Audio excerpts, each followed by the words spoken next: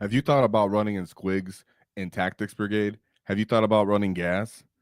Is Warhorde still the real deal? Today, we're here to talk about the Orks performing this past weekend and what you can do to increase your power of the Great WAAAGH.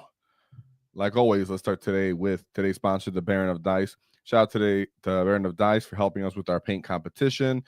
Check them out in the description for 5% off because nobody likes taxes, and we love the quality of these dice. So thank you to them for allowing us to do our paint competition. So of course, check that out, and of course, check out the WAAAGH Tactics order tokens as they allow you to stay tactics up and controlling that clock, as this detachment takes a lot to get stuck in. So like always, let's start with the stats and the facts. So the Orks have a 56% win rate over the weekend with 26 players showing up. For the most part, it was really only Taktiks Brigade and Warhorde that are really in numbers. We have a Dread Mob player, 2 Bully Boys, a Cult of Speed player. Shout out to you. Shout out to you. And then we have 9 Warhorde players with 13 Taktikal Brigade. If you haven't checked out the video of Warhorde versus Taktiks Brigade that we did last week, you should check that out. As to my personal opinions as to what's going on with these, as well as my guest, Eric Forsman. But for the most part, both of these are very viable. As you can see, we have 4 lists that were X-1 with Taktiks and 3 with Warhorde. So both of them back to back right there, sitting one with 57% win rate, one with 56% win rate, which is great for us. We love to see it. It keeps everybody motivated and encouraged because Warhorde's really good. If you're consistently used to Orks and how we've been played for a long time, if you're coming back to the game, or if you're new. And then Taktiks Brigade gives that wrinkle if you really want to get creative and stuck in. So we'll be talking about all that today and going over the performers of this last weekend. So of course, want to give a shout out to successful walls. So we have Ryan McGuire who went 4-1. He had 3 sags, all of them with Lootas. So no tank busters on this list. He didn't have any tank busters, so he took them with all Lootas. That's great to see. Should encourage quite a few people have been doing that. 2 Breaker Boys though, so he did find time for Breaker Boys. 4 trucks as for that, and then they had war bosses and such, as well as 2 other lists that were shown as X and 1, yet I couldn't find their list anywhere, and if it did show, it only showed their day 1. So we didn't show them, but we do have 3 other lists we're going to go over, starting with Vincent Stein at the Dark Sphere GT. And of course, this Git was running Warhorde. And I do want to say shout out to the chat live right here. Whoa, all you Gits right there. So of course, interact with that. I'm here. I'm seeing you guys now. I'll let a couple more questions and comments accumulate before I hit that up. So of course, let me pull up this Git's path to victory and this path as a whole. So we come over here to the Dark Sphere. Vincent got 3rd place. Really high scoring loss here we can see on his path to victory. At the GT, this was at the UK circuit. So shout out to the UK TC style terrain. Personally, I haven't played on it, but we did have to get to see it. We do get to see it with the player packet. We have Vincent Stein here. So let's take a look at his list real quick before we get stuck in. So let me look at this too.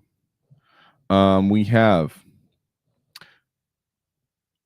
Warhorde with 2 beast bosses, Gazgul Thraka, 2 war bosses, and then one of those war bosses does have Follow Me Lad. 2 10-man units of Beast Naga boys, followed by 1 big brick of 20 boys. Love to see the mobs getting on the field. We have 3 trucks, 1 battle wagon. Yes, shout out to Battle Wagon, right? I'm actually glad Battle Wagon made its appearance again. Tell me what you personally, whoever this is watching, feel about the Battle Wagon. I'm always up and down about it. I personally love the model, love how it plays on the field, but I don't end up finding it on my competitive list yet. So whenever I see people running it, it's great to see. Now, I will give a little bit of my personal, let's see if I can actually pull it up here, because it doesn't actually show in the player packet from what I can see the UKTC board, because I do have the player packet a little bit here. But it doesn't show like the actual, terrain layout. But if you've seen it, you can see that there are big L shapes that are pretty good for staging up with the whole entire battle wagon, being able to hide it, or rolling wide right up to it. If battle wagon get popped, 20 boys can get out of it. And so usually there's like a big open spot, the UKTC, and then the other spot there's usually buildings set up where you can kind of stage up and run up. So battle wagons seem to be very popular on UKTC terrain. If you feel different, let me know. Maybe I'm wrong. That's just what I think what it is.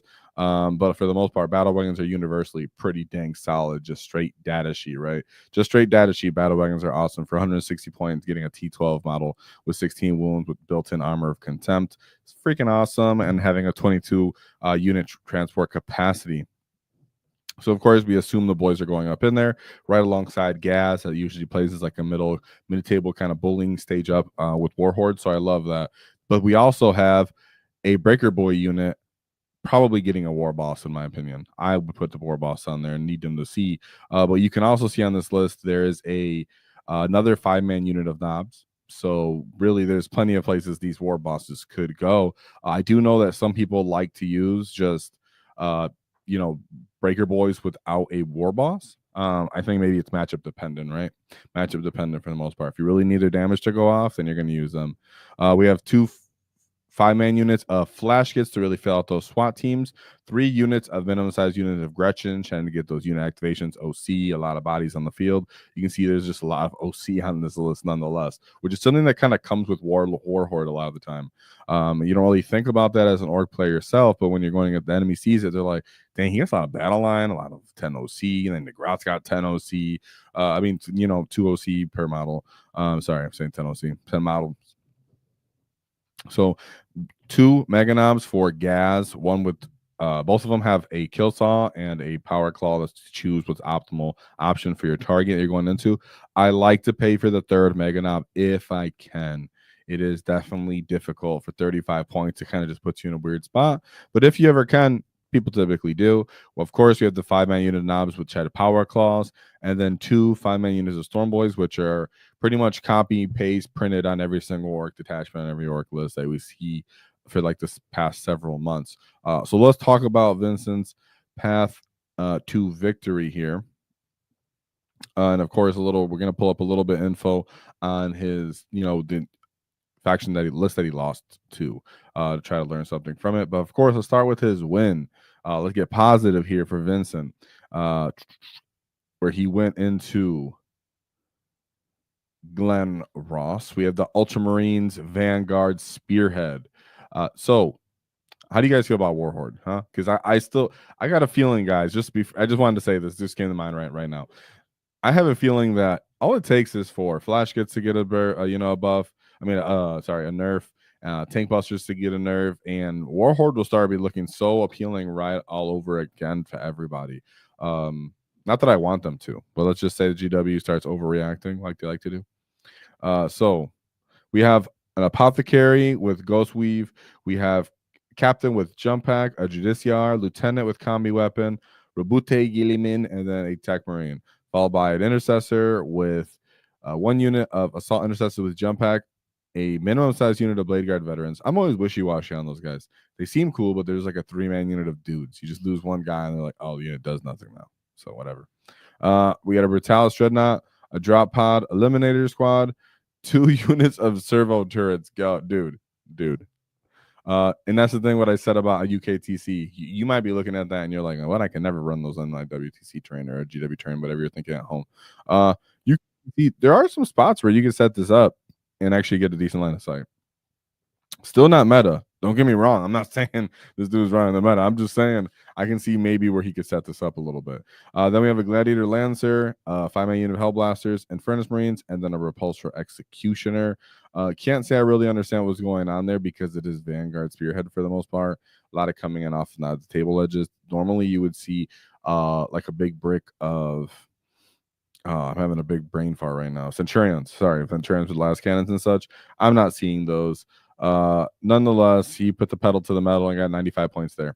Then we move on to his second game. This is where he actually took his loss, where he went into another version of Space Marines. And this one is some things that maybe we're a little used to, but we're going to pull up some data sheets here so we can kind of look at them.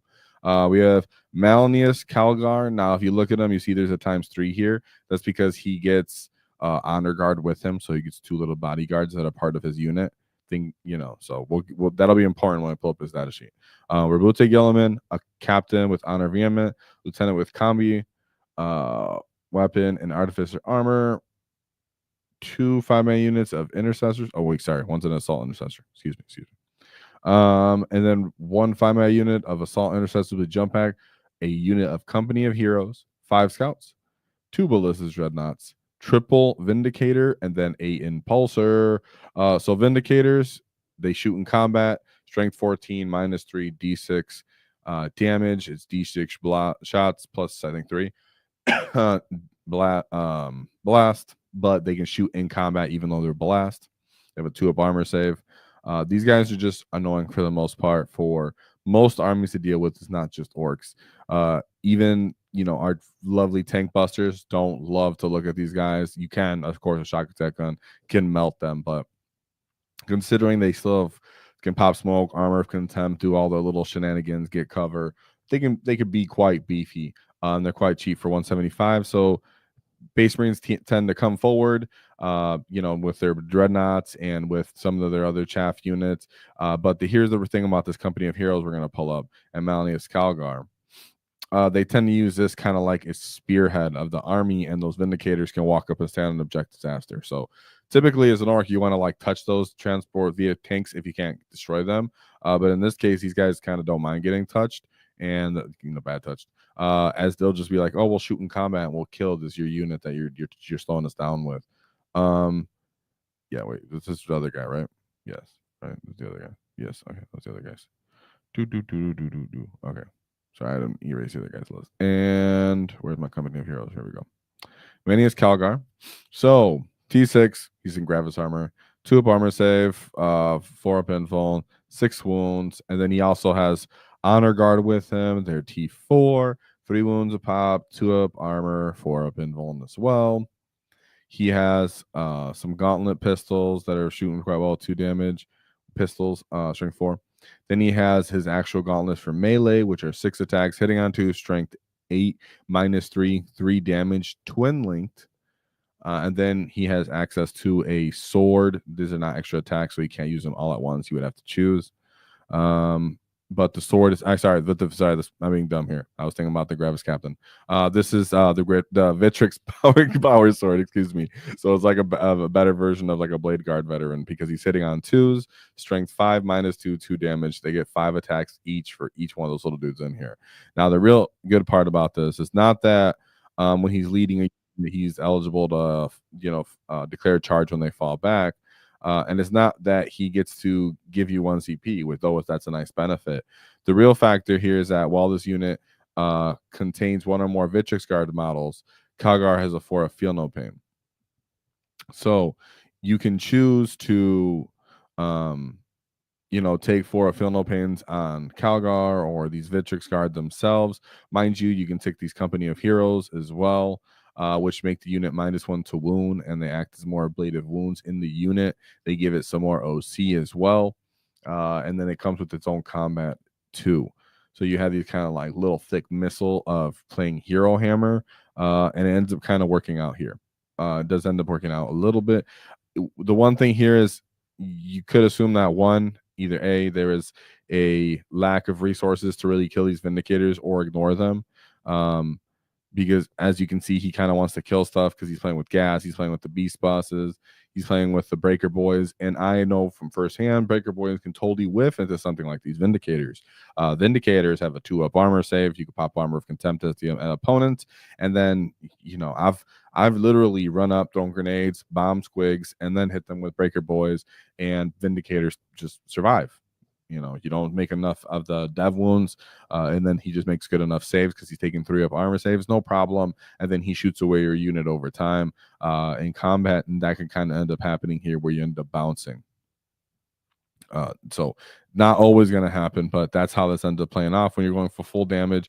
You do have this 20-man unit, which normally would play off, but the thing it could just happen when you get unlucky. It's happened to me personally as well, where your 20-man unit of boys are in combat with a Vindicator and it kills like 8 of them at a time. and you're just like, oh, I was not expecting that. Okay. So this list can be deceiving. It looks really elite. Like, how would that even be able to chew through the orcs effectively? It wasn't like it was easy because he got a 78 points himself. Would love to see what the mission was. Is this because hints for the future, we're going to cover another list from this event, and he also lost on this mission. So not sure if it was like Purge the Foe or what kind of mission this was exactly, but because Purge the Foe notoriously hard for orcs. So yeah, and this happened last week as well, where we covered orc players that were in events, and then they both were like, later they said, oh, we actually were playing Purge the Foe that mission. That's why we both lost. Like, oh, okay, I can see that. I can totally see that. So still a great job there, Vincent, for getting a 78 points there. Then we move on to game 3. What's up? Oh, yeah, I love my battle wagon so much. Whoa! How do you feel about melee tactical brigade list? I guess I would need you to elaborate on what you mean by melee tactical brigade list, but I would say that in a lot of tactical brigade lists that I enjoy, you can run multiple beast bosses, multiple knob units, even simply 2 tank buster units and your mech and flash kits, you know. So to what regard do you mean? Do you mean just like no shooting at all? If we're going no shooting at all, then I would just, it'd be hard to argue against Warhorde, right? Just Warhorde brings everything you really want. So yeah, but good question. Because I have one of my lists in my, my app is written as melee tactics, right? So I was kind of exploring that, but I haven't really figured it out. Oops. So we move on to his third game, where he's going against the Necrons Annihilation. I couldn't speak English. Annihilation Legion. So we have Catan with the Nightbringer, or Catan of the Nightbringer, sorry. X-Mark Destroyers, 2 of them. Scorpex Destroyers, 2 of them. And then a Transcendent Catan. 2 Doomsday Arcs, 3 units of 5 flayed ones. These are their infiltrators. Locust Destroyer, just an individual one for scoring. 3 units of heavy Locust Destroyers, all with exterminator cannons. So this is fairly just a much of, can my destroyers kill you? Yes or no. And my Doomsday Arcs and then my Catan's got to try to hold the line. What I will say here is absolutely no chance that Catan's hold up to Catans, whatever you want to call them, hold up to Ghaz plus beast bosses in Warhorde. You pop 5 up, Peel No Pain, Unbridled Carnage, Fish for those lethals, 5 pluses. You buzz saw through one of those Catans. So nonetheless, not really gonna go your way there. Not too effective at popping battle wagons. Now, could 2 Doomsday Arcs do it? Yes. Could the Nightbringer assist them in doing it? Yes, but there's definitely a good chance that they also just don't kill it. Good chance they also don't kill it. Therefore, you can stage up, and it takes a lot of them to commit. Of course, a 20-man unit of boys can just swarm. Just basic boys can swarm another Satan, because you got to think Necron players are very linear with how they use them because they're slow models and they're small. Just move on to the objective. I do my thing here. So be aggressive on them, take the mid-table. And he did. 87 points right there. Love to see that. Move on to his 4th game, where he went to the 1,000 Suns. He called it the Red Tide. Okay. Yeah. We have Armin on Discus each, Infernal Masters, 2 of them, and then Magnus to Run. Pretty light end characters. I appreciate that. 1, 2 5-man units of Rubric Marines, 2 Mutilix Vortex Bees, 2 1,000 Sun Chaos Spawns, 1, 2, 3 units of Cultists, followed by 2 Forge Fiends. I don't hate that, right? I actually think the Forge Fiends and the Mutilix Vortex Beasts are quite effective gun platforms for them. And they really, really have a hard time with just not having bodies. So trying to bring just some cultists so you can go forward with bodies to do something, just to play, because they really just don't have bodies in their armies typically, is respectable. And those spawns do quite well into most of our stuff, besides something like a battle wagon, but they can still deal with that. It's funny because 1,000 Suns, I just remember from the beginning of the edition, where they were like a big problem when they had their 10-man units of rubrics, and they would be overwatching orcs with flammers consistently. And they were problematic for us, as those Mutilix Vortex Beasts and the Forge Fiends would be really effective at like popping trucks as such. So if you're seeing that in your meta, yes, we understand that. But something like a battle wagon is nice, to counter that. And just straight pressure, just dealing with understanding that you do have to close the distance on these guys, and the more you just try to delay it, the more of the inevitable that they'll just kind of chew you apart at their own will. 100-point game there. Love to see that. Then we move on to his third game. I'm sorry, for fifth game. What the heck did I just say? His fifth game where he went to Chaos Knights, where he went into a Lancer, War Dog, 4 Brigands, 4 Carnivores, a Beast of Nurgle, and then double Nurglings. Boom, good old baby not spam, which is something that you should actually expect, in my opinion, especially if you're going to like RTTs. If you're going to RTTs, or even if you're going to an event like a GT, you should expect to see at least one variation of Knights through your path to victory. Not that it's always going to happen, just expect that it's something to happen. So if you can ever pick the practice games there, you should go ahead and look for those, as it's its own experience, because it's its own skew, something like this, right? Very important that you try to get multi-unit charges off sometimes in this, so you can kill and bring down multiple of those Knights. 20-man units of boys can stick in combat with them and not really lose on primary, because that's the thing that they also have going in their favor, is each one of those bases of those Horde Brigands is 8 OC, which is a huge factor for you if you don't have something like a 20-man unit of Ork boys. You do feel value in Ghaz to a certain degree. Maybe it's the Lancer, that you feel like you have something that the Lancer can somewhat respect, alongside the Breaker boys too. So that's cool. Just keep in mind, it's not that easy. You do appreciate that your trucks can keep you safe for the most part, but they have Brigands. Brigands have their multis. They're not what they're called. They're kind of called multi melters, but they're called the Havoc multi launchers. Is that what they're called? No, they're called the Doom's Breath Spear, Demon's Breath Spear, most likely. It's pretty much just like a Melta. These guys get additional AP, so they're really good at popping trucks like that, but not really battle wagons. I've held to deal with Knights quite often. You have to deal with them quite often. It is mission dependent, layout, stuff like that. But for the most part, you got to be cheeky as an Ork player, because they can just bust it out through you, and they're not really trading right well. Like one of these Brigands is 165 in a Beast Boss unit, with Snaggas is like 175, and then you're paying for the truck as well, for example. So it's not really like a linear trade right there. You really do have to try to take advantage of, okay, my Beast Boss plus this, the knob or a couple dudes is going to go into one of these Knights, and then the other 9 Snaggas are going to take advantage of the lethal from Ghaz, and then they're going to try to re-roll to fish through that and buzz through the second guy, so that there's certain ways that you have to deal with baby Knights like that. So great job by that. A lot of time people overlook them because they're like, oh, just Knights, I killed them.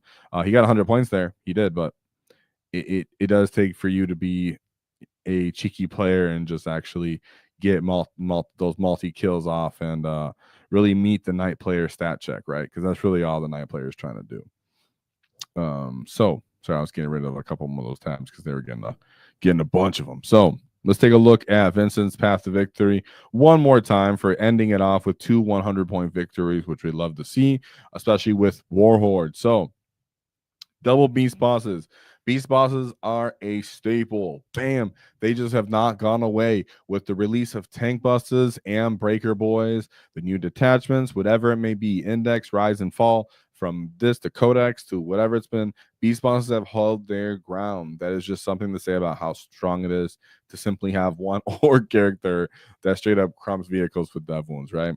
But I love to see it, and then he's just something different in this detachment. Then you have Ghaz Gotraka, which really makes these units even more viable on the wall. Like I always say, when it comes down to wall and getting that kind of swing and momentum, Ghaz just makes sure that it's more assured outcomes on the wall from getting the lethal auras. You're really paying for Makari, and Ghaz is just the most expensive bodyguard at 40k. 2 war bosses, one with Follow Me Lads. Of course, keep in mind that a lot of the time you're going to here we go with Ghaz, and you're going to be happy that one of those gets has Follow Me Lads, so he's not slow getting out of that truck. 2 Snaggas, 20 boys. I like to see the 20 boy unit. Could there be a chance that the 20 boy unit was with the Follow Me Lad war boss? Absolutely. And that makes it so you can touch multiple transports, multiple vehicles, multiple bad touch gun lines with the 20-man unit when you make the charge off on the wall, because it's not really about killing them at that point. It's about bad touching them. So I love to see that. Yeah, Christian Ghaz, bodyguard. 3 trucks, battle wagon, 1 breaker boy unit. Like I said, they're kind of fighting with the knobs for do I want to be with that war boss? And I respect that. I respect that because it makes it so you can throw those units into other stuff that's around that point cost, and you're like, I think you can kill it, especially with just straight sustains. You can kill it, and you're kind of just riding the orc data sheet at that point. So with sustain, so I like that. 2 5-man units of flash kits for those SWAT teams. 3 units of grots, because who doesn't love those little OC monkeys? 2 mega knobs with obviously their optimal choices of a saw and a kill saw. A power claw and a kill saw. Those knobs do have power claws, by the way, the 5-man knobs. And then 2 5-man storm boys, because they're on every single list. So shout out to Vincent for his great war. And remember, guys, Warhorde is still freaking fantastic. And thank you to Vincent for reminding everybody about how awesome it is to have sustain sixes and to get stuck in, lad. So we move on to Oliver. So Oliver was also at the Dark Sphere 40K GT. And he also informed 1. But he brought the Taktikal Brigade, right? So another side of the coin. So here we see him with the Wall Boys. So what's up, Wall Boys? He ended up losing the second round, just like our other get that we just covered. So I'd like to know what that mission was. If you guys ever see this, let us know in the comments after. So let's take a look at his path to victory. And of course, our get brought the squigs. Yes, someone has done it. Someone brought mounted intentionally and took it to a GT and successfully went X-1. Let's give him a shout out, you guys. Come on, everybody give him a wah. Against all odds, against all anticipation, against all my doubts. And surely yours. Oliver said, I will take these Squig Hog boys. So let's take a look. He is a beast boss on Squigosaur with Mork's Cunning. Now, it's important that it's on him or a unit that doesn't have to be inside of a transport, because as far as we understand it, if a model has the enhancement and is inside of a transport, the enhancement doesn't get activated, right? So some people will say because it's not explicit enough that you can still use it even inside of a transport. That's up to your TO. So simply ask them. Now you have a Big Mac and Mega Armor with Mech Captain because it's awesome. You have Boss Snickrot because having lone op character is fantastic. I still think that Snickrot needs to come back down at least 10 points. Yes, he does. He's straight up 10 points. Then we have Ghaz Thraka, followed by 2 war bosses. We have 1 unit of boys, followed by storm boys. I like 10-man units of boys, man. Call me old-fashioned. Tell me what you guys think. You like 10-man units of boys still? Let's give a shout out to the 10-man units of boys and their sticky objectives out here, you get. Because people just always underappreciate just how good just a good old-fashioned unit of orc boys can be. So then we have 1 truck. Let me make sure I didn't fat finger something, and that I'm missing more trucks. But no, he actually just had 1 truck. All right, cool. Make sure I didn't fat finger nothing. He only had 1 truck. Battle wagon, a 10-man unit of flash kits, simply 1 unit of grots. So the inverse of what we've seen from his counterpart, where he brought all the grots he could bring. This guy brought no grots. Just 1 grot. Sorry, 1 grot. And then we also see a big old unit of mega knobs with Ghaz. Yes, guys, he brought the full 6-man unit of mega knobs with Ghaz. We've seen this on and off, right? It's not unheard of for orc players to bust this out and go X-1 at events, but by golly, we haven't seen it with Taktiks, right? You guys haven't seen this get no crazy like that. And it's usually because people assume it's just not really worth it. The fact that you can't give them stealth and cover because the Mega Knob keyword, you're just like, oh, I guess I can only give you reroll charges that has any value here. That sucks.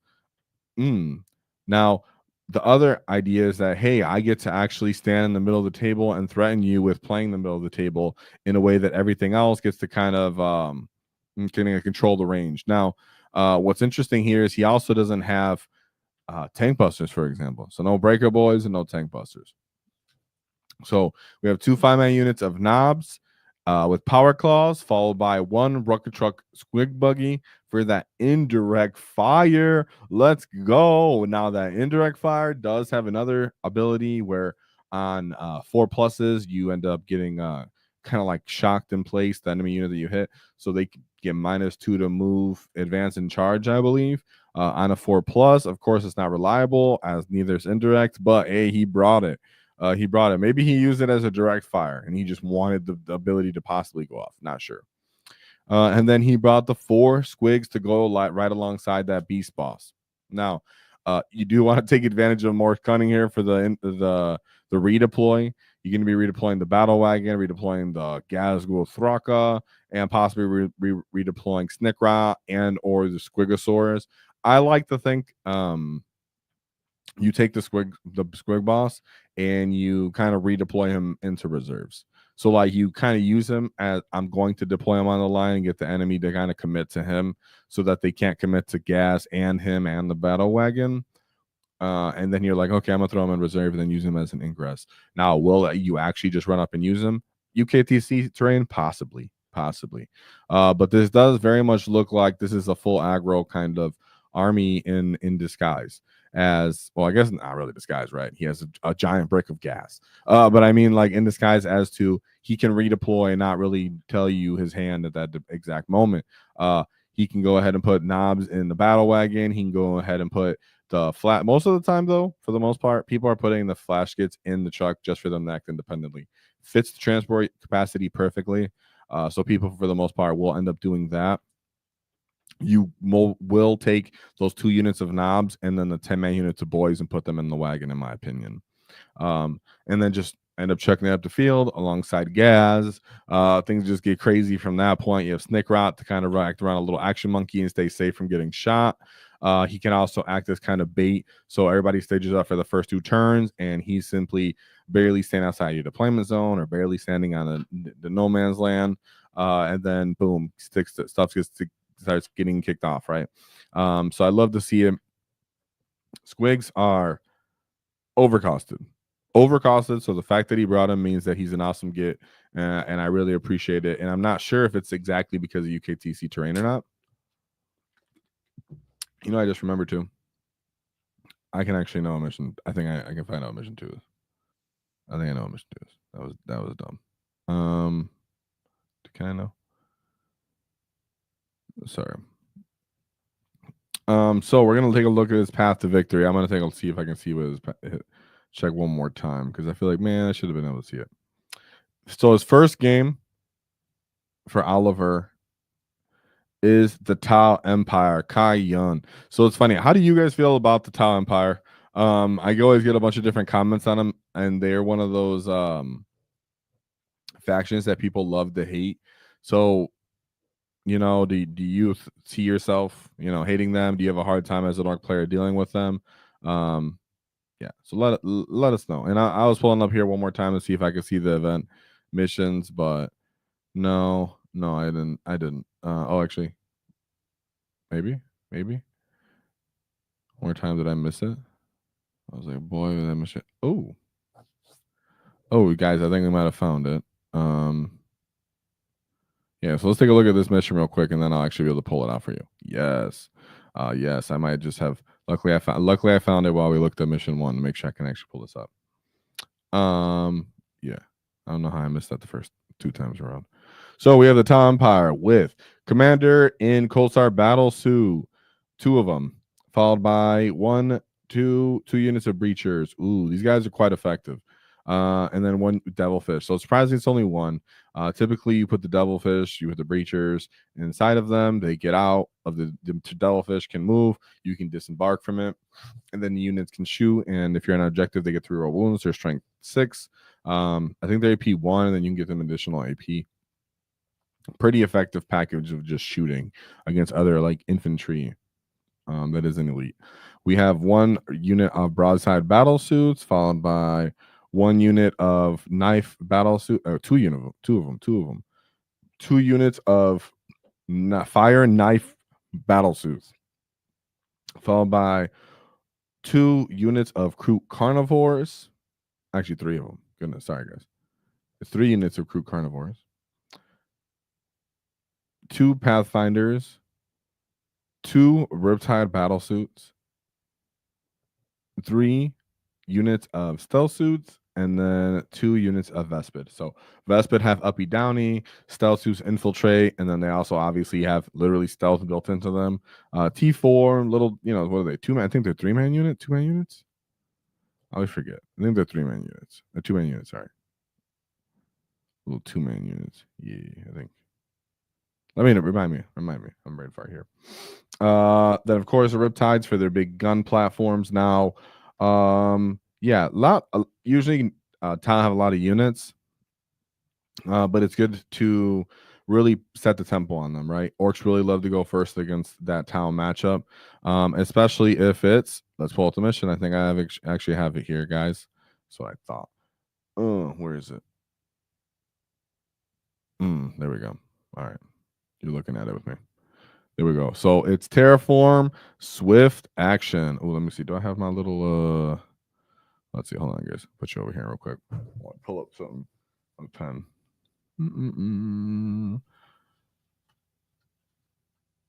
Pen. There it is. Sorry, guys. I'm pulling up a little pointer so we can go along with this. Let's see. Ugly of a color. How's Chad doing, by the way? I feel like I haven't talked to y'all in a minute.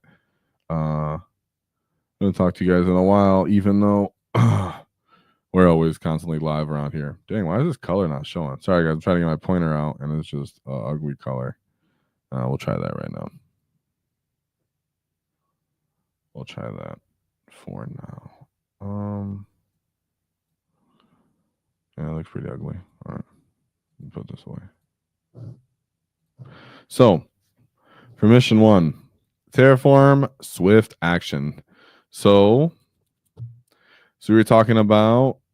Dang, I could have done this before. I feel like I missed out. So Terraform Swift Action. On UKTC, you can see it's a little bit different.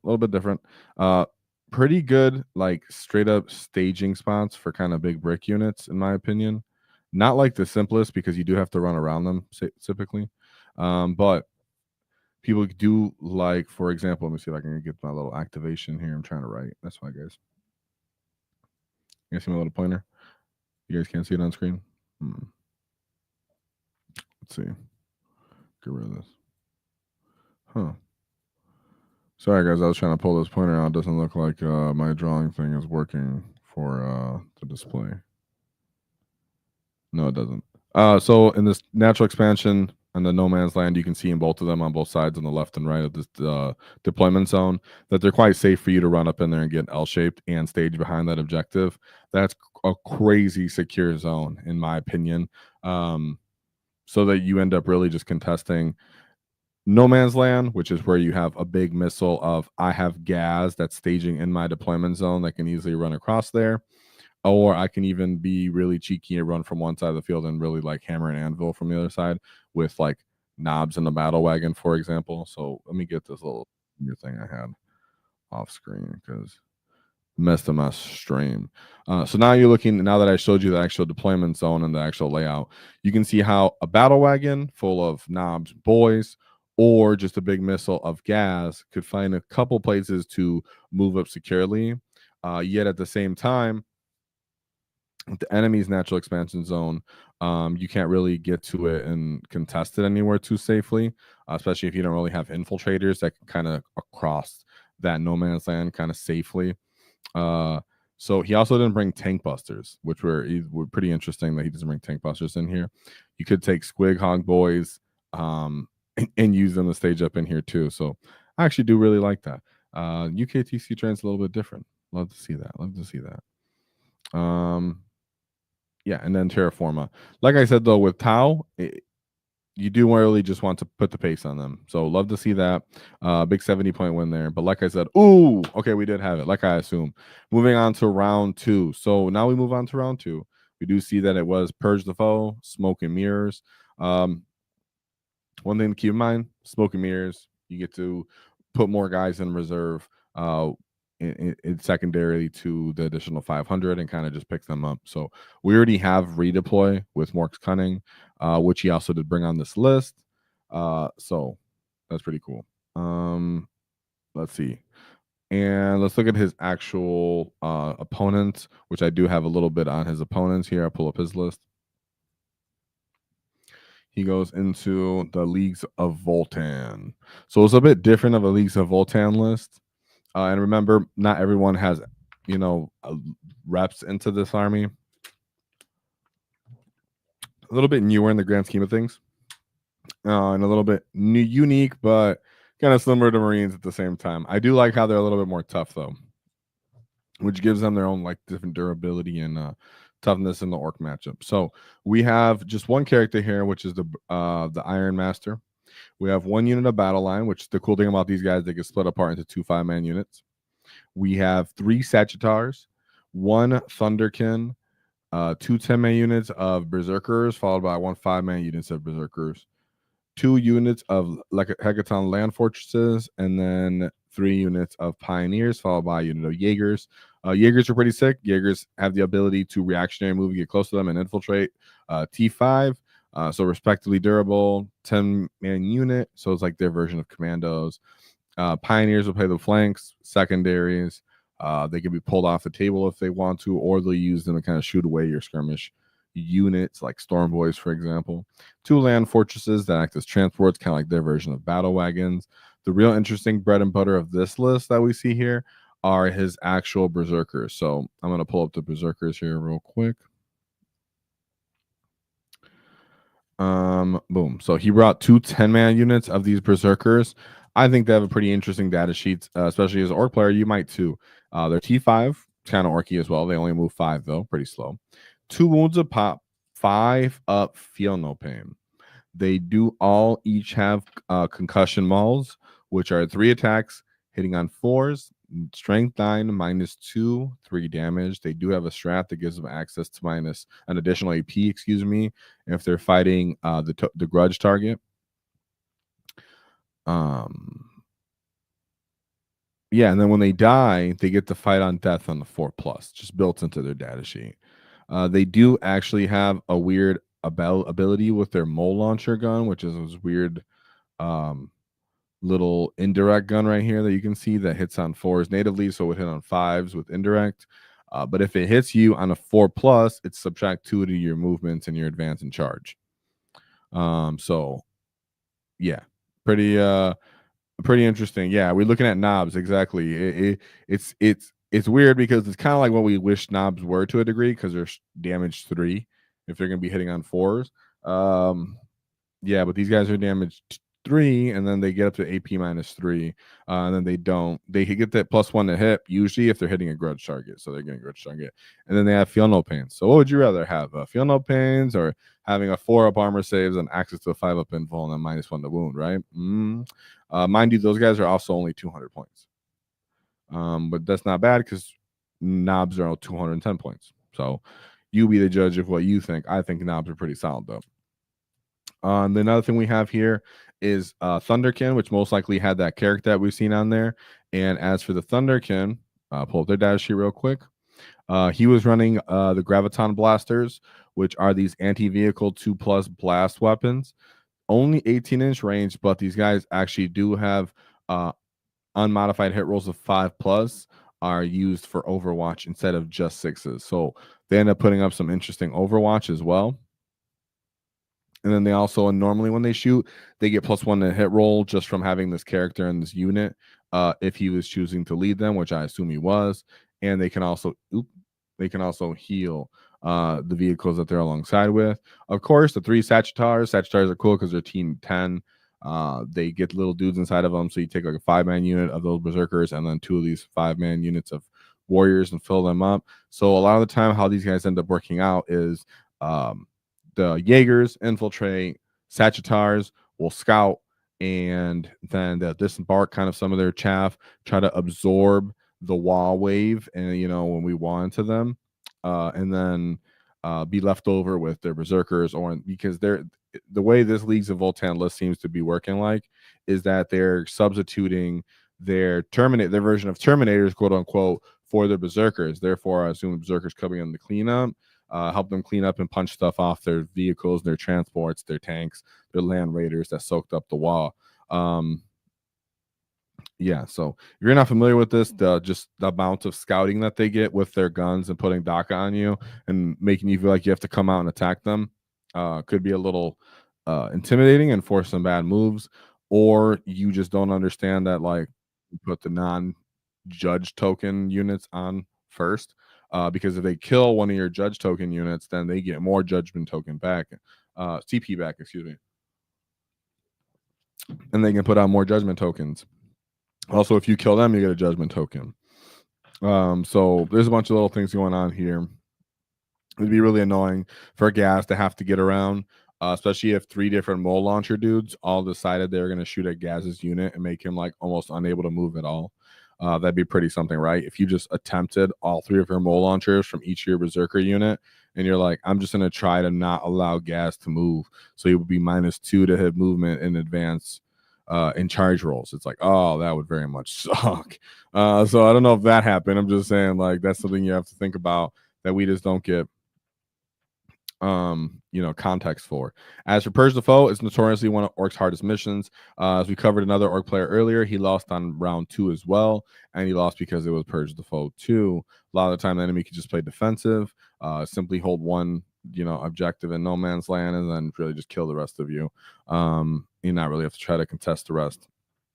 Maybe they'll toe up into the middle, maybe they'll fight with your natural expansion a little bit, but for the most part they don't have to. Then we move on to round 3 with good old search and destroy deployment. We got Taken Hold with hidden supplies. So this is an old cheeky mission, highly aggressive and high scoring. Of course, going second would be a factor here because you could just go flat 15 at the end of the game. So that'd be something else right here. Let's take a look at my boy's game. Here's his round. Put that up. That was round 3. So let's take a look at his round 3. So he did lose that Leaks of Voltan game 44. Then move into his round 3, where he goes into the Raven Guard. So we've been seeing more. I've been seeing more and more of this like Raven Guard type spearhead such. What do you guys think this is? Is this just people are trying to figure it out because for fun, or is there something really here? So we have 2 captains. We have Shrike himself, and then a lieutenant with combi weapons. I believe Shrike gives additional OC to, is it the jump pack units? I don't remember. I think it is. Well, somebody will tell me, I think. So we have 3 5-man units of assault jump packs, 1 Brutalis, 1 unit of a Centurion Devastators. Now these are legit for Vanguards. These guys get, I think +1 to hit, and they get to re-roll, and they get additional AP, and they come off table edge, they get picked up again and shoot. It's pretty sick. We get some Incursors, pretty unusual. 2 Infiltrators, 1 Scout, 1 5-man, 2 5-man units of Stern Guard, and then a Cladius Assassin. So a bit unusual. So yeah, a bit unusual. What I will say here is that's on the inverse. It's like, look, what are you going to do to stop Ghaz? What are you going to do to stop Ghaz? You do have, 4 objectives in Nomad's Land. That's the crazy part about hidden supplies. This just makes me think, though, that he was highly aggressive with his ability to just stage up and run through the enemy and try to go tag their home field objective. That would be mostly my game plan here, especially if I ended up going first, knowing that if I played too long of a long game and slow game, that they could just stack up all their points late game, and that they're playing Vanguard, so they're trying to play the table edges anyways and just shoot you and smash you up best they can. So it seems like you would just really occupy table space here. Snick Rot, not allowing them to come in from reserves in certain parts of the table would be actually helpful to a certain degree. Having indirect to kill some of those jetpack units when they're staging up so they can actually help him occupy space would be important. Your battle wagon keeping you safe, because of course the Centurions can pop it, but your redeployment ability would be really nice here. just knowing that you can be like, okay, I can stage it up to be aggressive, but actually I'm just going to move it into this little pocket so it can't be shot instead. You can choose to do that. But I'm under the, mind you, haven't had super hard matchups into Vanguard to really give you firsthand knowledge like that on on this UKTC terrain. But I'm subject to believe that's how you would really want that to go. And I mean, just look at his list. His list is pretty much just all throttle. So how are you really trying to play the list any other way? And he got a straight 98-point win there. So I'm just subject to believe that he went and just straight up assaulted him, which is really how you have to deal with Vanguard, especially if in something like that. Love to see the Quick Hog boys here, though. Then we move on to his game 4, which is against, let's take a look there, and then I'll pull up the mission. Game 4, which it was against, Chaos Space Marines with veterans of the Long War. So these guys want to be Ultramarines. No, I'm just kidding. So, Burden of Trust, and then Prepared Positions. That's fun. Interesting. Okay, that's a different sort of layout. So as you can see, if you're looking at the display, like, or if you're looking at your screen right now, on this top left corner of the board, which would be the mirror bottom right, that's quite an open little area right there, is it not? But from what I've seen from other, orc-centric lists, is that this is why you bring a battle wagon. Along the bottom of the deployment zone, you can take your battle wagon, pretty dang safe to deploy it right on the line there. Advance out behind that L shape, boom, cut off most lines of fire there for it getting popped. And then you have a 20-man unit that can now stage up there and swing from that side of the battlefield. Ghaz can stage up right there in the middle safely, especially with a big old brick, meaning that you have some pretty secure places to launch missiles from, which is something we've seen from UKTC terrain a lot. So if you find yourself playing on this similar style of terrain where you can stage up in these L shapes, you take advantage of that and you can change your list to be according to that.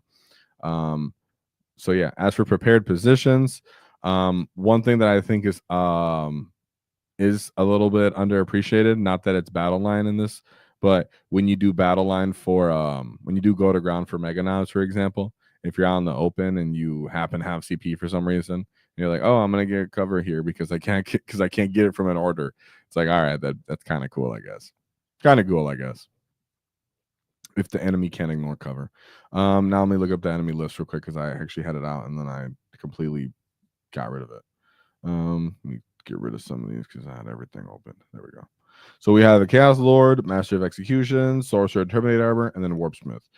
2 10 units of Cultists, a unit of Legionnaires, 2 units Legionnaires, sorry, and then 10 units Legionnaire.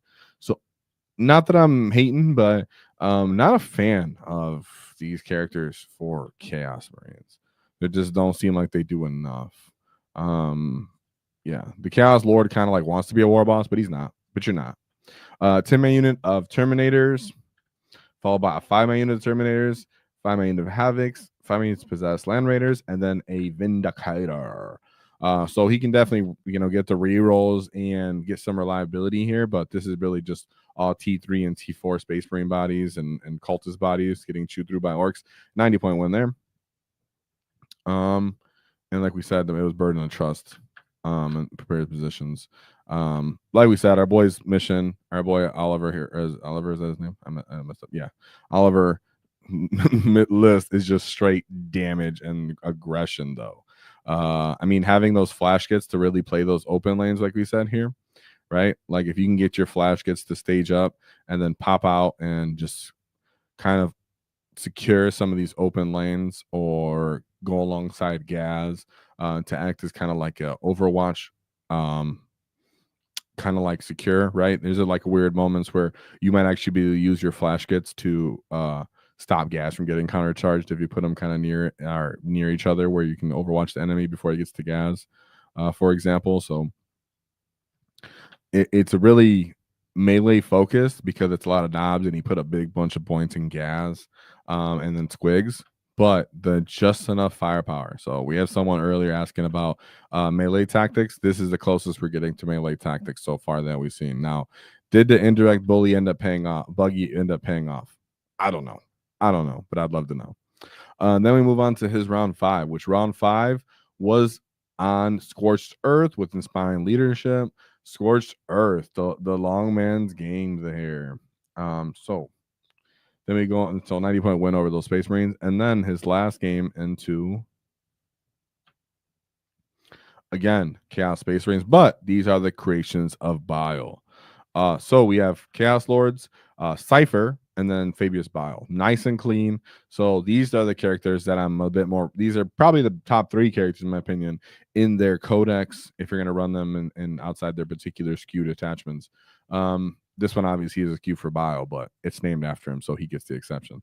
So we have Bile, we have Cypher, so it's nice little effect aura, and then just one Chaos Lord. We have Cultist, 5 Magnus Legionnaires, 2 of those, and then 3 Rhinos, followed by 2 units of Predator Destructors. Big Brick of Chosen, most likely going Fabius Bile. He gives him additional toughness. Then we have another unit Chosen. We have some Nemesis Claws, some Possessed, and 2 10-man units of Possessed. So some of those missile kind of fighting, kind of break units.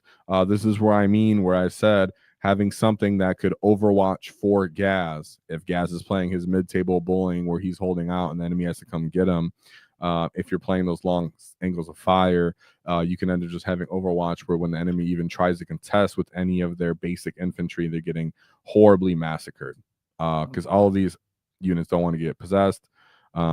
Basic Legionnaires, Chosen, especially not Chosen, don't want to get shot from flash kits. Now they do have Predator Destructors, and they can do some work into your flash kits, but that's where it comes into the whole idea here where it's like a threat saturation. Are you putting it into the squigs? Are you putting it into Ghaz? Are you putting it into are you putting it in the squigs? Are you putting it into Ghaz? Or are you putting it into the flash kits? Are you putting it into the battle wagons full of knobs? The world may never know, but these kids got stuck in. So love to see it.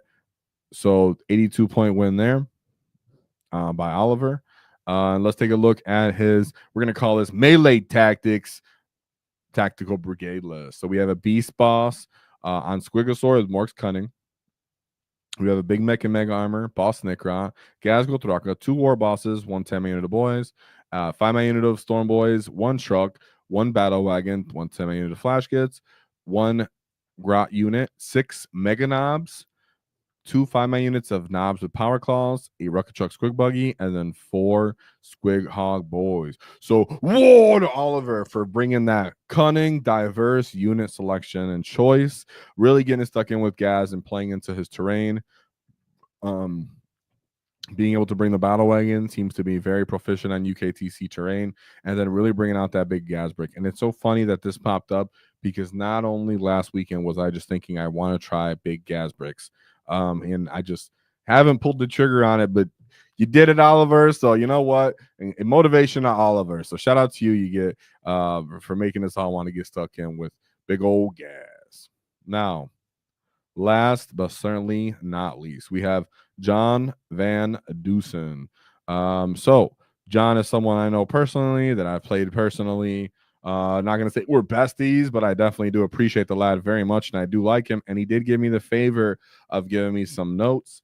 They're quite extensive and long, so I'm not going to try to read them verbatim, but I did go over them to help give some context as what John's doing over here on this side of the green, the Great Green, by playing the Greenskin. So John's actually very known for playing Tyranids for the most part. I think he was either top 3 or number 1 Tyranid player in the world for like the beginning of the edition. I can't remember exactly. If I'm overhyping you, sorry, John. But nonetheless, he likes to peek over with the boys sometimes. And so he was at the Forge Fire GT where he took Taktiks Brigade out for a run. And let me pull them up real quick, but let me drop some of these other tabs I got because I got too many tabs open. Yeah, too many tabs open. What's chat going on right here? Yeah, diverse unit choices here. We're looking at knobs minus the feel no pains. Yeah, they don't feel no pains. Hey, your knobs can have feel no pains, boy, right? Knobs can have feel no pains. All it takes is a pain boy. All it takes is a pain boy. and you too can have a feel no pain on your knobs. In comparison to the Leagues of Voltan little dudes, it's so funny because I didn't really realize how close to Berserkers those knobs were, like in points and everything, just how exactly close they were. So let me pull this up.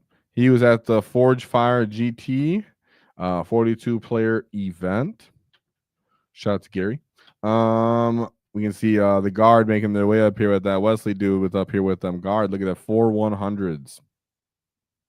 So John did end up losing his first game. And I know some of you are like, oh, he lost his first game, automatic submarine. Da, da, da. I understand that, but I actually am the one who pushed him to kind of still reach to give me his notes because one, I respect his gameplay. Two, I was actually interested in how he ended up losing and his first game. And three, I just simply like notes. So if I can get notes from someone, I do. So here we are. Now, with that being said, let's take a look at his first opponent and this loss. Now, it's funny that he actually ended up losing. Not funny. Sorry, John.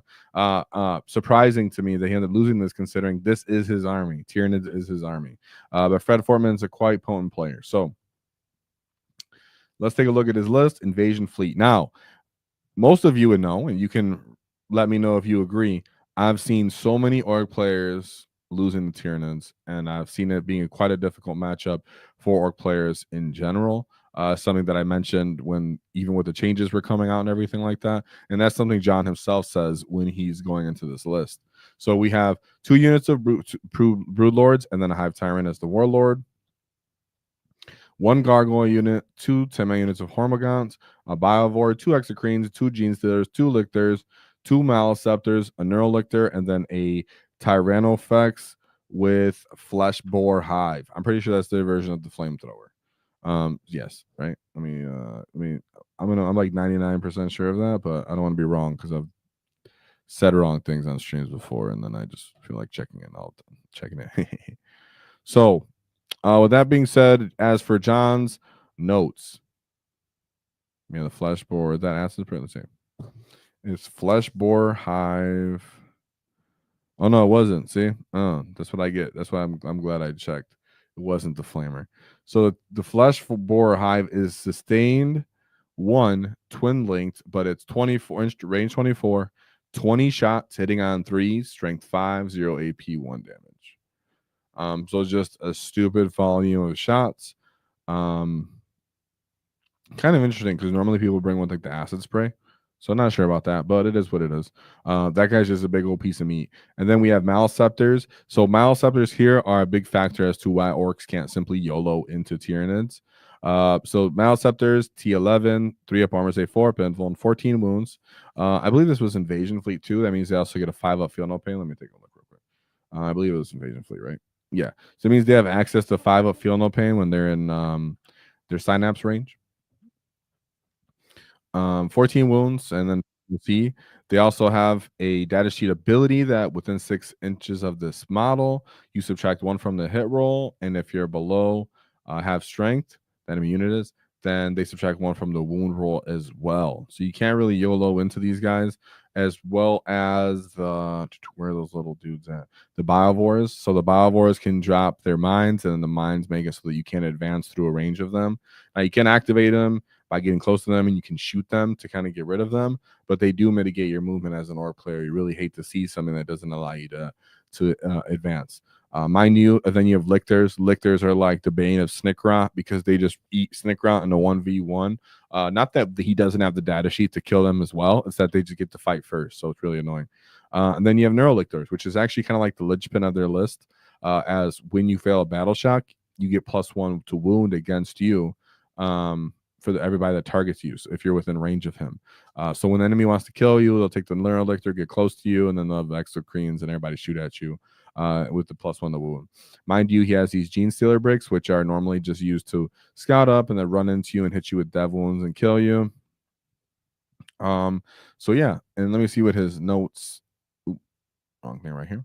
His notes actually were saying they were quite long and extensive. So let me pull up his list real quick. Where is the notes? Oop. Oh, here there. Oh, thanks. It says it's not responding now. That's cool. From what I remember though, from what he was telling me in this matchup, from when I read it before I pulled it back up, is that one, he felt like this was already a difficult matchup going into it, based off certain things I've already said. As for what they have a hard time with as a whole with orcs is how cheap their monsters can be, as Tyranids can be, how Shadow of the Warp can turn off our go turn. Oh, and he also just told me, I read back and looked. He said the Tyranno effects had a rupture cannon. It wasn't that weapon I just said it was, which makes more sense. So at least he can actually kill a little bit of stuff. Let me see, pulling this thing up. That he can actually kill some vehicles and such with that rupture cannon. Nonetheless, they usually like to use that as a big thing of meat. So he said that for this, he felt as though that he felt pretty confident because he knew NIDS, but he didn't feel confident about his own utility of using the orcs since he didn't have too many reps into them. He did say that he didn't really love seeing the Gene Steal, or sorry, that he didn't really hate seeing the Broodlord and the Gene Stealers because he personally doesn't find them to be too potent. That doesn't mean they're not potent, mind you guys. If you ever run into them, running into you with dev wounds and killing you was horrible. But that doesn't mean that he doesn't play with them. It's because he knows how he would not make use of them and make them get wrecked. So one thing to be important here is that in his deployment zone, for the most part, he put 2 trucks with burner boys and tank busters, and they went on the flanks to hit the outside firing lanes. He said a big unit of Gits and a small unit of Knobs were usually more eccentric and located inside of trucks. And then the big Git unit was usually in the back for safety and to react to opponents' opening moves. The Grots would be on the home objectives, 1 Stormboy unit on the board for turn 1 secondaries, and 1 in deep strike. Check out how to use 3 units to use one of those units as Ork units that you're using wrong. I mean, Stormboy units, excuse me. And that's one thing I always mention. For running Stormboys, usually put 1 in reserve, 1 on the table. And then he said Lootas were either in the home ruin or in reserves. And then the other knob units were usually on the board as well, and then 1 inch away from the wall. So interesting for him as you look at this list is even though he has 4 trucks, he can't really cleanly fit everything inside of vehicles, and nor does he want to. Therefore, he takes advantage of reserves, and he takes advantage of, 1, the fact that Lootas have long range. So a lot of the time people go, why can't I just bring all tank busters, or can I only bring all tank busters?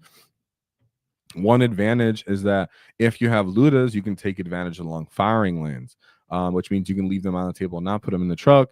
The tank busters really kind of need the truck to not only be safe, but to actually get up and get range. So it's cool that the Lootas help with that. They can kind of threaten the enemies. And then having Knobs just be on the tables, you have something more to punch with, is pretty sick. Yeah. Now, let me see. What was he saying about the trucks? Let me see. He had the big units of Gits. Yeah. Okay. Cool. Making sure I got that done. So, what he was saying here is that for the most part, the mission was Mission O, Terraform, Crucible Battle, and then Stalwart. He said he did his standard deployment of the Lootas on the table, and it was layout 2. So it wasn't too much staging for the trucks.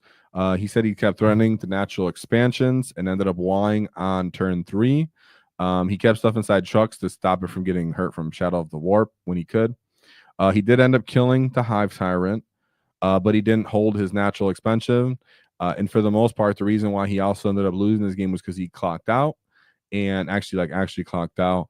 And at that point, the Gene Stealers were able to move around the board safely and kill him and end up swinging the game at the end, causing him to only lose by, I think, about 4 points.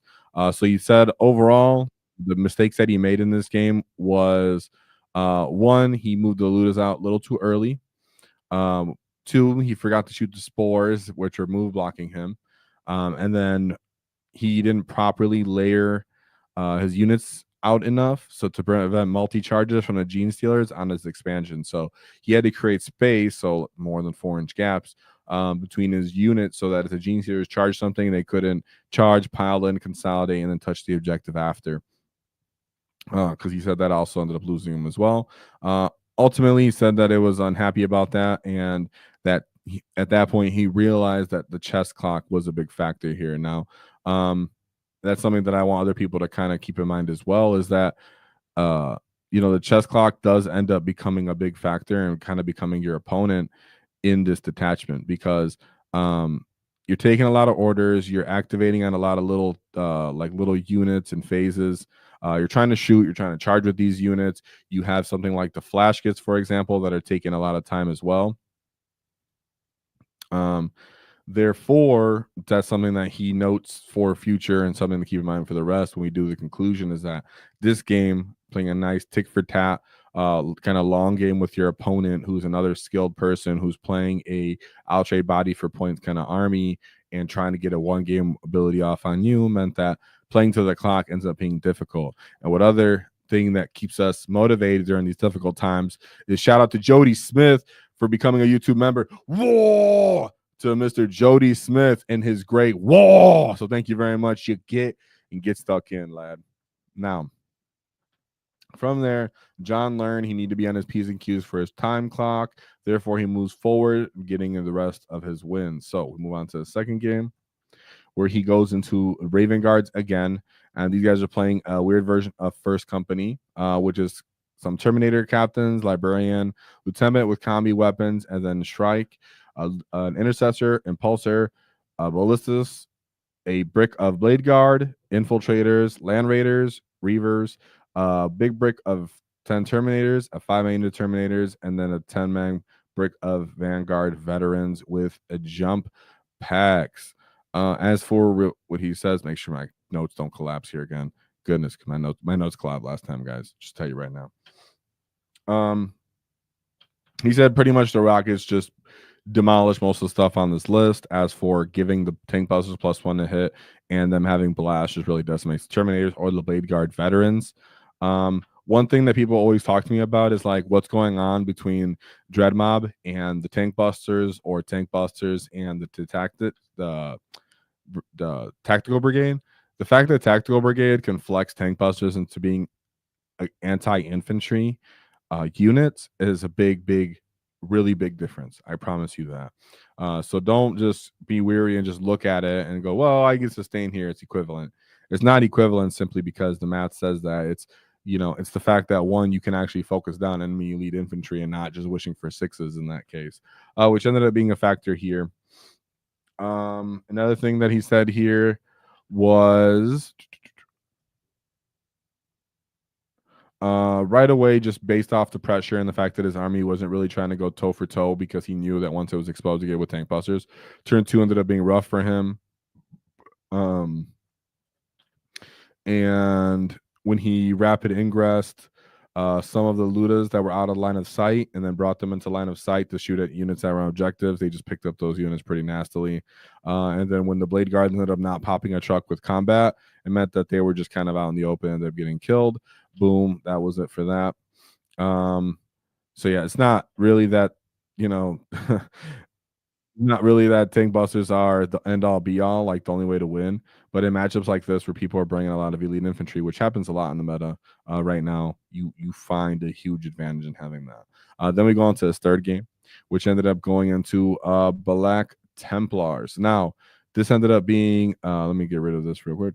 Pull down some of these stat sheets. So this ended up being his teammate. So he actually was familiar with this list. I'm familiar with this player as well, having had to play Sarah before, but familiar. So game 3, he said, was his highlight because he was happy to see his teammate, and he always likes playing with each other. One thing though that was interesting here was this list was a little bit off the meta, and he had done some similar kind of practice reps, and he knew what his weaknesses were and realized that he had to play a little bit more off the wall. So we have an Ancient and Terminator armor, Lieutenant and combi weapon, a Tech Marine, a unit of Assault Intercessors, 2 5-man units of Assault Jump Packs, a Ballistas Dreadnought, Infiltrators, 2 Redemptor Dreadnoughts, 2 Scout Squads, 1 big brick of 10 Terminators with Thunderhammers and Storage Shield, Vindicators, and the Whirlwind. So the Whirlwind was the real kicker here. And then those Terminators end up coming with 5-up Feel No Pains. Oops. Coming with 5-up Feel No Pains. So he realized that he just really wanted to stick those same units that we were talking about earlier, the Lootas, the Knobs, Tank Buster units that kind of people were willing to put on the table on other matchups. In this one, he put those on the table. He put everything inside of trucks that he could so it couldn't get indirect fired as he would want it to be. And then let's see. Yeah. So what really ended up throwing the game for him in his favor was that on turn 3, he drew when it's time for his wall, he drew no prisoners and overwhelming force and just steamrolled through the enemies. Now the opponents did tank a ridiculous amount of damage on those Terminators because they had 5 of Feel No Pains. Because the secondaries and the amount of damage that went off already just meant that there wasn't enough stuff left over, and ended up again, because the clock ended up being a factor for him again as well, that he realized the opponent was making mistakes, but so was he. And then in the end, he did enough damage that it didn't really matter. And then he ended up pulling that through with a 89-point win in a close game, even if it didn't show in the points necessarily right away. And I believe him because as I've been playing more with the Taktiks Brigade, I've been having the same issue with the clock, especially if I bring more mob size units. So if I bring 20-man units of boys, I start bringing Zod, I start bringing stuff that requires more activations.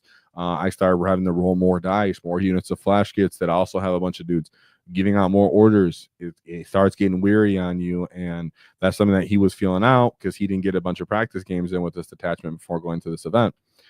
So great job there, John. Regardless, they move on to his 4th game. So the 4th game is into Chaos Knights. Again, like I said before, and I'll say again, if you're going to any sort of event, RTT to a GT, be aware that you're probably going to play into some variation of Knights. Kind of gatekeeper-esque kind of army, easy to collect and put together, fun to have, fun to crump people, and you should just be ready to kind of deal with it. So here he has a Knight Tyrant followed by a War Dog Stalker with 3 Brigands followed by 3 Carnivores, 2 units of 3 units, 4. Oh goodness, I messed up. Sorry. 2 10-man units of cultist mobs, followed by 2 20-man units of cultist mobs, and then 2 3-man units of Nurglings. So I do appreciate that he has a bunch of bodies instead.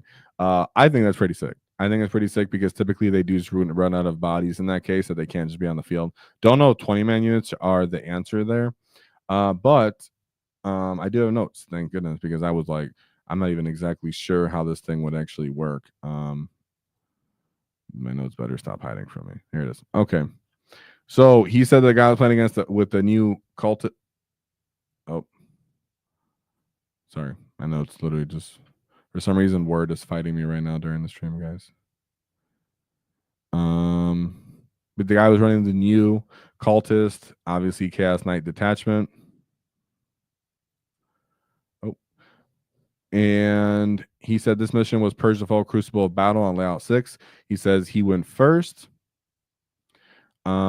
which he was worried about on Purge. He was very conservative on turn 1. He chose intentionally not to score established locus to avoid giving up the primary. And then he said he played conservatively all the way until turn 4, where he just kept grabbing his 4 points for holding and then trying to deny him from getting more primary. They stayed even on primary. Then on turn 4, he ended up calling his wall, surrounded his Castellan with 15 knobs, and that broke his back and turned the game for 21 points.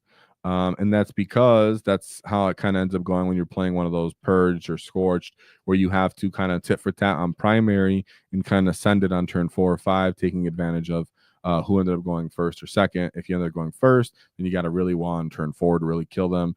And not allow them to score all their primary at the end of the game by just having that mid-table of, oops, I'm still alive, I get to kill you, and then I get to stand on objectives and swing for a big 15.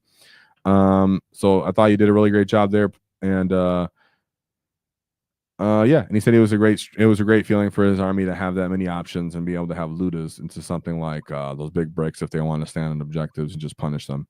Then we move on. Oh, let me pull up. Yeah. So then he got a 93-point win there. Then we move on to his last game, which is against The Adeptus Custodes. So Adeptus Custodes are something else you got to be super aware of if you're going to events. They're everywhere. A lot of people are easy to collect them. They're going to bring them, and they're going to bring the same amount of the same data sheets over and over, and they're going to be very effective. And that's why people want to do it. And there's nothing wrong with that. And so, let me pull up his notes for this. It was the Triple Blade Champions. Oh, this was the Shield Host, by the way. Triple Blade Champions. One is a Custodian Guard unit. 3 5-man units of Wardens, 2 Prosecutors, and then 3 units of Venatari. One of them is a big 6-man unit. Boom. All this is all throttle, all go on this list. If you don't know, Venatari can rapid ingress for free. That means they can do 3 rapid ingresses on the same turn. I guess technically 4 because they can all do it, and then they can just choose someone else to do it too. So it gets quite ridiculous and funny. So he says he was curious about this matchup because previously before it ended up being a little bit more of a difficult matchup, but because the new detachment and him having tank busters, he felt like that this would go different, and it did. This mission was taken hold and tipping point on layout 1. One thing he said is the fact that there wasn't any, like, for example, if just firepower, his trucks could just freely move around the field and stage up. And when the Wardens went to move, he was able to punish them with Lootas shooting and tank buster shooting. The Lootas did end up getting some I don't know how, but he got the high ground, so you get plunging fire. I don't know how you got that. Maybe he disembarked into a transport. So yeah, cool on that, and he was able to kill a couple Wardens in that way.